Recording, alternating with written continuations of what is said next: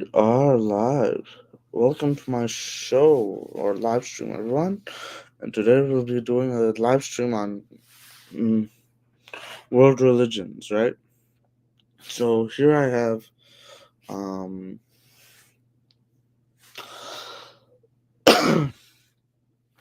um, one, two, three world religions. So Mahabharata, Ramayana, Greek and Roman mythologies and legends, the Bible, New and Old Testament, I think, and also we're gonna be just looking through the Quran and Norse mythologies through the internet. So Islam and Norse mythologies. Yeah.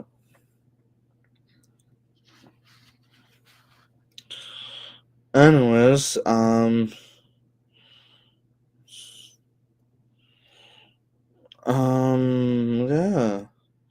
So without further ado, let's get rolling. Yeah. So the Bible. So the Mahabharata. There's been like which came first? Hmm. Which should we start with first? That is,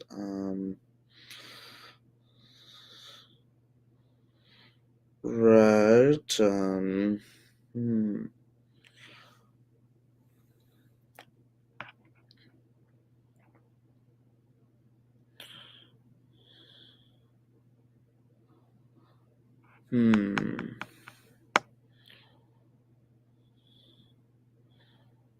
I guess we should start with the Ramayana, right? So the Ramayana, I got this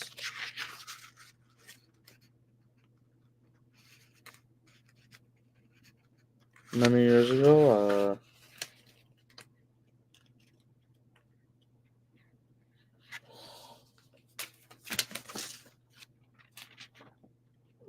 So it's a good book.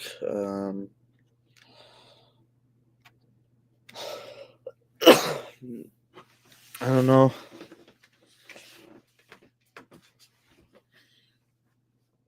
I don't think you guys can see, but you guys can see, but I have the Ramayana in my hands from Ramesh Menon, and yeah.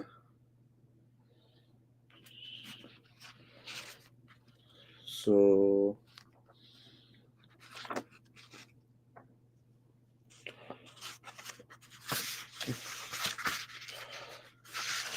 let's just go on with it.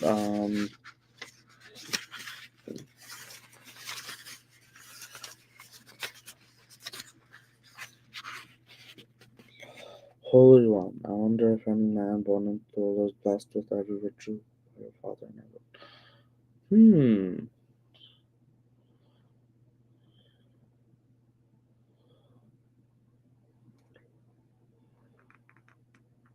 On the banks of the river Tamasa.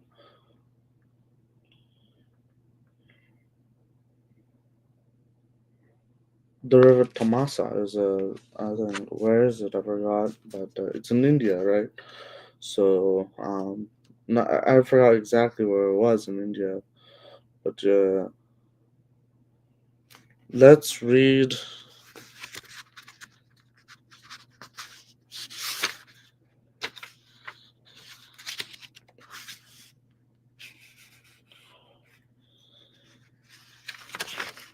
Hmm, a chapter of each book, right? Let's go do that. Okay. One chapter. Hold on. I wonder if any man born into the world was blessed with every virtue by your Father in heaven. Long ago, the sage Valmiki sat meditating in his hermitage on the banks of the Tamasa. So Valmiki, oh, never mind. Let's just read.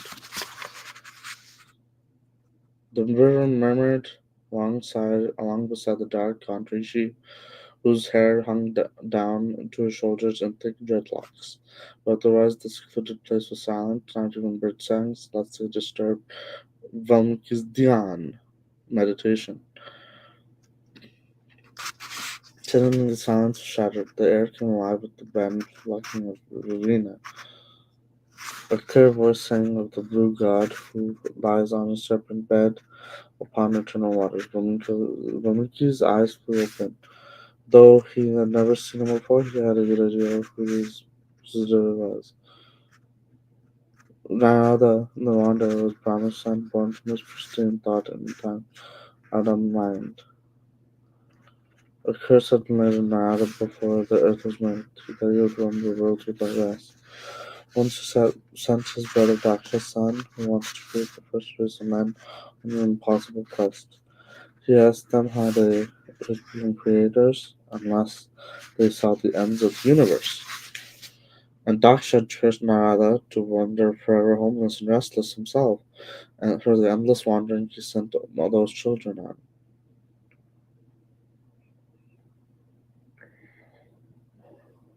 Hmm, interesting. That's just my thoughts. A fine aura enveloped Narada. One of his disciples stood gaping at him under their master called briskly to them, until their master called briskly to them. Sorry. Um, then they ran to fetch Arga, milk and honey for the guest, accepted their offering graciously. Valmiki folded his hand. Be seated, Maharishi. Valmiki sat beside the hermit from heaven by the languid Tamasa. As if he sought something, Narada stared up down the river's course while Valmiki absorbed. Narada strummed a fluid phrase on his veena. A blessing, dear Valmiki, for your thoughts. Yeah, next page. Alright, Valmiki laughed. Muni, you are as subtle as value the wind. You can enter men's minds and read their thoughts, truly as mine as well. He paused, then declared, Holy One, I wonder if any man born into the world was blessed with all the virtues of your Father in heaven. Tell me what the virtues are, and I'll tell you the man who has them. Valmiki began in his inward way, enunciating each attribute with care. Integrity, bravery, righteousness, gratitude, dedication to his beliefs, a flawless character, compassion for all living, learning, skill, beauty, courage beyond bravery, radiance, control over his anger and desires, serenity, a lack of envy, and valor to awe Indra's devas. And now the gratitude wistful, one concluded, I know I am asking for perfection or mere mortal. But I wonder if a man of this world could have all these. But but not even the gods possess. The sage was convinced this his perfect man could only be a fragment of a romantic imagination. Narada still gazed out at the river's crystal currents, as if in the water on the moon on which the sun sparkled, conjured the image of Valmiki's paragon. At last he said, In these 3 times such a man was born into the world. His name was Ram. Narada beckoned to Valmiki's disciple to come closer as he began his story, as if it was a secret that not the jungle behind them, nor the thatched huts on its hem should share, so precious it was it. Weaving his tail into the river's drift, Narada began the legend of Ram, Prince of Ayodhya, was as noble as the sea is deep, as powerful as Mahavishnu, whose avatar was when the Prithvi was upon the world, as steadfast the Himalaya, handsome as some of the moon god, As steadfast as the Himalaya, patient as the earth, generous as Kubera, just as Dharma, but his rage roused like fire at the end of the time. His audience sat entranced, as heedless as the time that passed, that they were the flowing river. Valmiki sat in the lotus posture, with his eyes shut, to listen to the tale of a prince who was as immaculate as the stars. The Tamasa turned dark with dusk, but the disciples sat entranced. Never before had they heard such a story. Twilight turned to night. The moon rose over the river. Narada's Lebanon was a living man, but he did not speak about Ramayana. When a perfect Kshatriya ruled over Ayodhya as the world's very heart over time before Ram became king, the bitter time of his exile, it was those years in the wilderness that left such an indelible impression upon the memory of the race of men. Moonlight turned to darkness, and darkness to scarlet dawn on the susurrant eddies of the Damasa.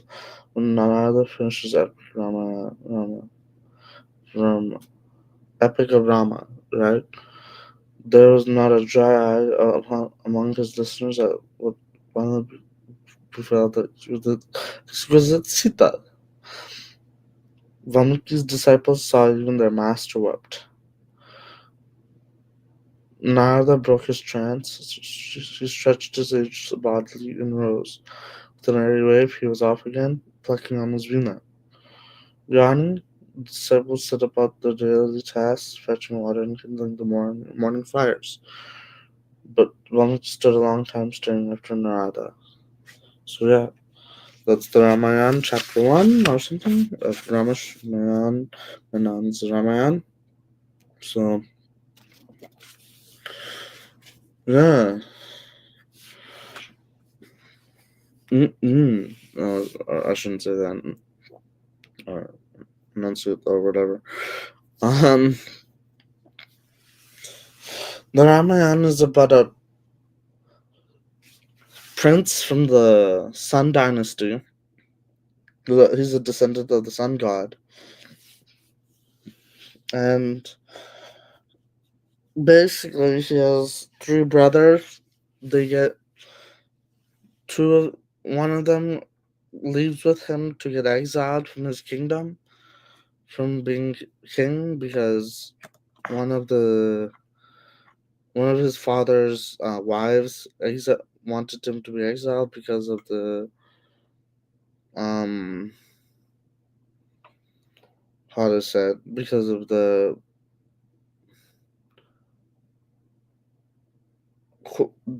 involvement, the intervention or coercion of his maid.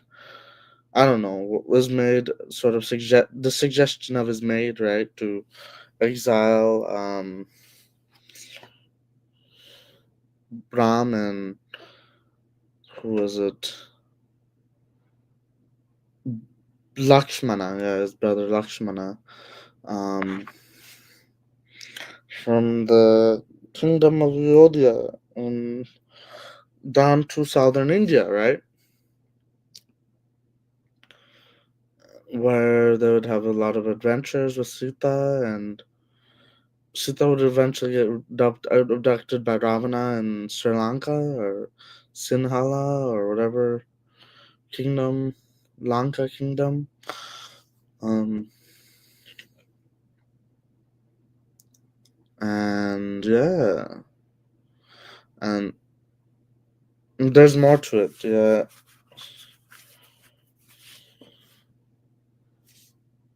Hanuman was eventually sent as messenger there.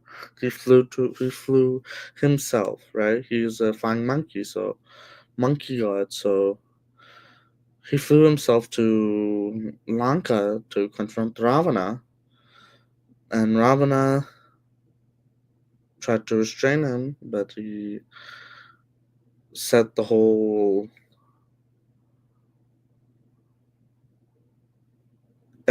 kingdom of Ravana on fire and essentially um, yeah, raised the Lankan kingdom, and eventually there would be a war where people would have to choose sides. Um, one choose to be on the side of the good guys, right, or Dharma, which is Vibhashan. Yeah, he chose to be on the he defected from Ravana's side, from his brother's side to the side of Rama, right? And they fought a brutal war, and Rama won, cut all the 10 heads of Dashana and Ravana, or Dasagriva, or whatever, Ravana, right? So 10 heads, right? Which symbolized 10 evil qualities, 9 evil qualities, and 1 good qualities, right? The good quality is knowledge, right? Is abundance of knowledge, right? And yeah, that's how the Mahabharata, no, not the Mahabharata, the Ramayana unfolded. Yeah. And things happened after the war, and I think I think Rama had sons with Sita, I guess, but yeah. Anyways, I'm not too. My memory's hazy. I did read about what happened after the war, but my memory's hazy about it. So forgive me with that. Anyways, let's go back to the Mahabharata. Ah,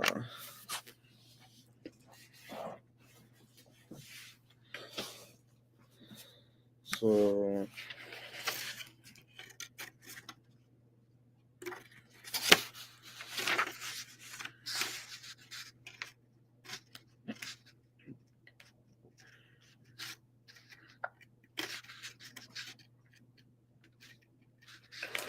maybe just read some of it. So it's a very big book, right?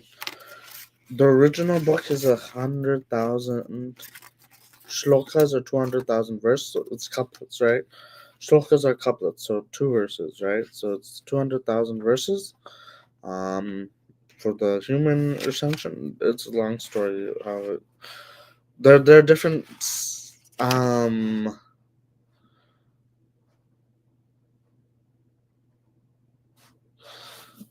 in Hinduism, there are different entities in the Hindu universe, right? Or whatever, and what is this? And I think between the gods, the demons, and other entities in Hinduism, there were at least a total of 6,000, and humans too, six 3,000 3 million shlokas, or 6 million verses distributed disproportionately among the different entities. So yeah. But anyways, the humans only got 100,000 shlokas. So anyways, where was I? Um,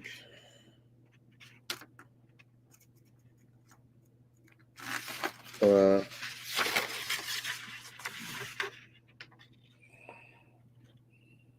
13, page 13.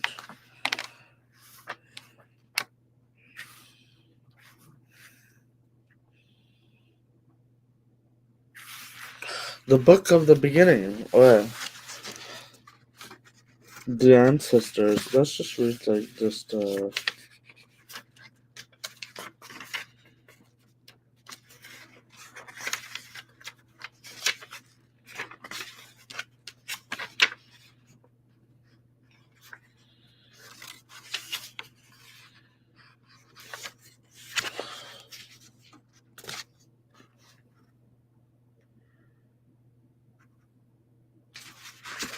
Uh,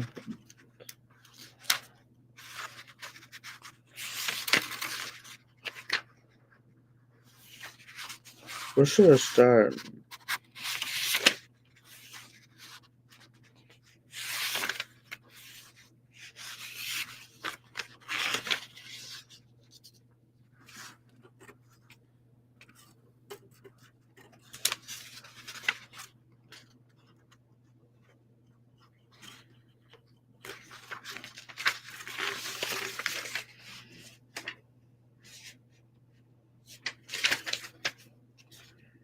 Hmm.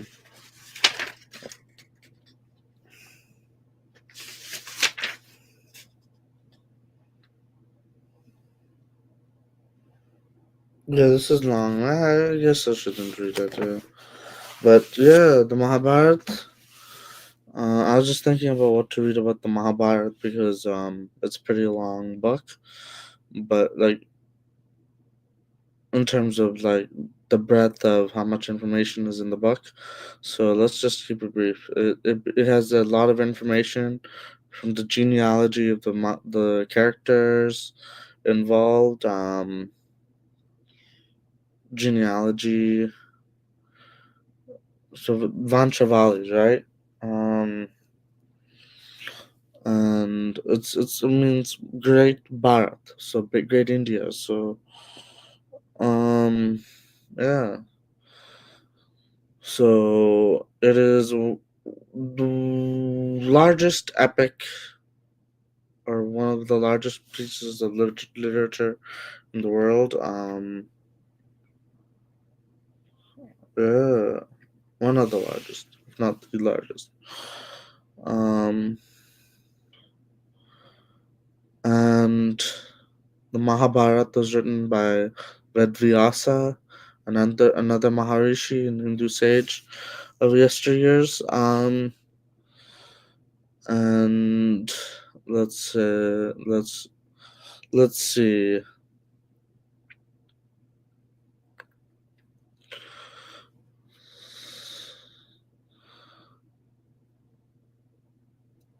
Um,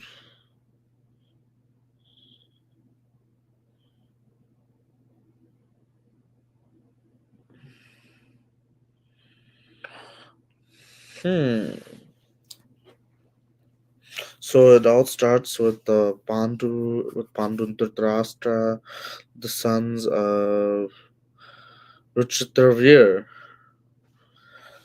Virya or whatever, and Pandu beget begets five sons, five Pandavas, um,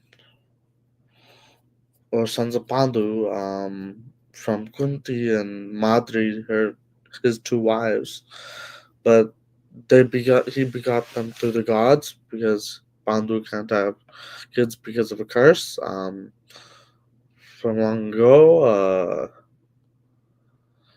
Dhritarashtra has 100 or something sons, and one daughter, who they were all killed in a war later on, or massacred in a war with Bhim, the Pandava. So yeah, um, Kunti had Karna early in life through the sun god, or at least one of the sun gods. Um, the the eldest is Yudhishthir of the Pandavas. The eldest is Duryodhana of the Kauravas. So yeah,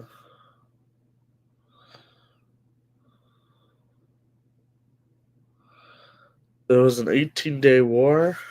Um, approximately, yeah, 18 days. Yeah. Um,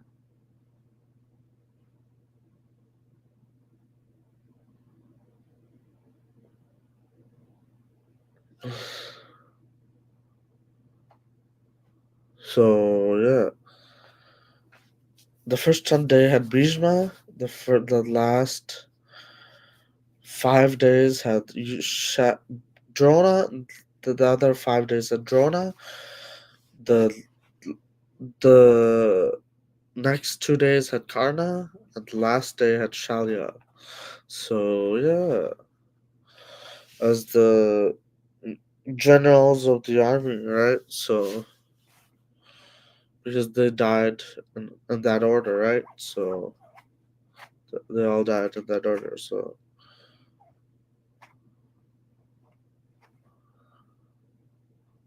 um, Duryodhana fled to a lake at the end of the war. So let's go back to when um, Duryodhana, when they were younger, right? So in the story, right, where I think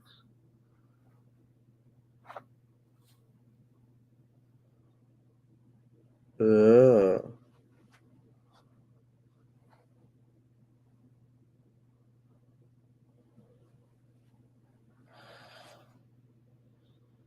they had like a 13 year exile, right? Before that, no. Um,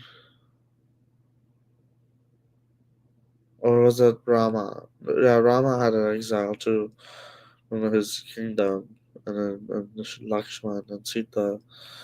Um, they had a somewhat 14 year exile. 14 years, probably. Yeah, 14 years. Um, yeah, and or something along those lines. They had an exile for sure for an extended period of time, and um,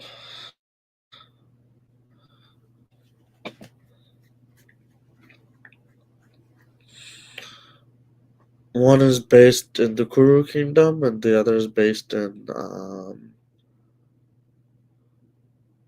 Kosala, right? Kosala. Kosala Kingdom, yes. And what else?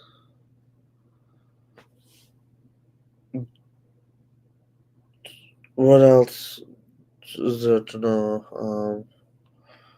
So there was a game of dice.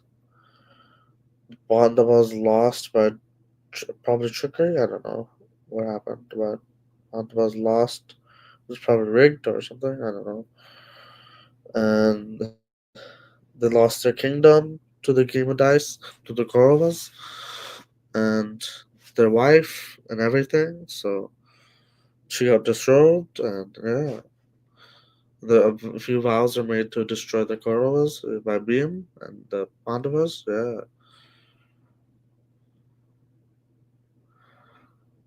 and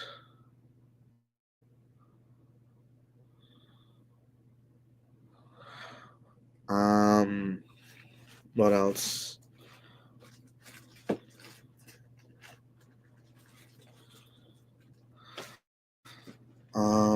Let's just make this about Hinduism.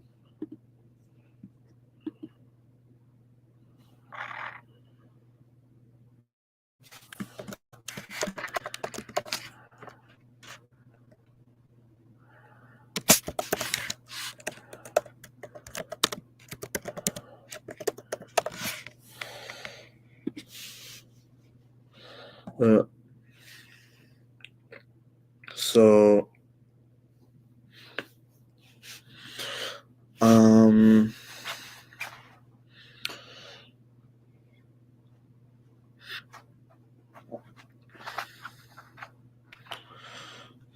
yeah, what was I? Right. Just like their father Pandu, the Pandavas did a world, pan Indian expedition. I think from north, east, southwest, and also the other four directions: northeast, southeast, northwest, southwest. Um, yeah, and they conquered all of India, and I think they went to the capital of Indraprastha, right? They said the Indraprastha was the capital, and the Guru capital was Hastinapur, right? Yeah. A common and recurrent thing among the Pandavas and the the Mahabharata and Ramayana is the 14-year exile. So yeah, um, what else? There was this Rangbooning or like military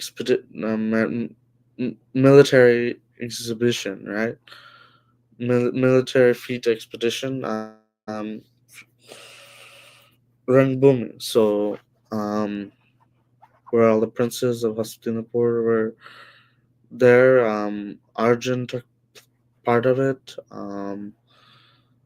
After many years of not seeing their cousins, right? The Pakorovas, right? Um, and yeah, um, after many years of not seeing the Kauravas,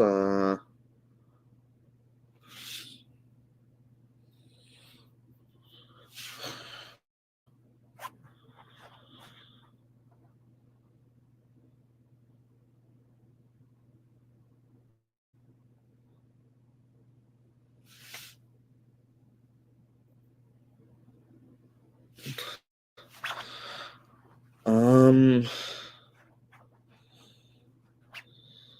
what else?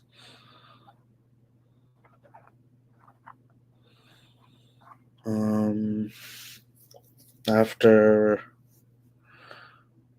that, Kano was named the King of Anga, or a kingdom in eastern India, right, around Bangladesh, Bengal region,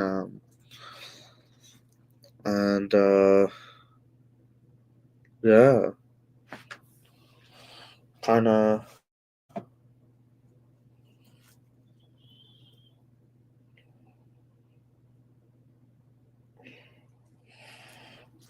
not general rivals, but they were brothers, right? So, um, um,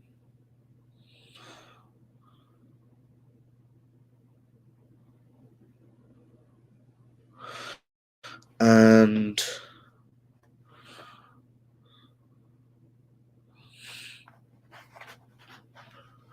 I think that encapsulates most of what happened in Mahabharata and Ramayana. Yeah. Just wanted to keep this short. Any questions or concerns, I'm free to answer them on the Hindu text.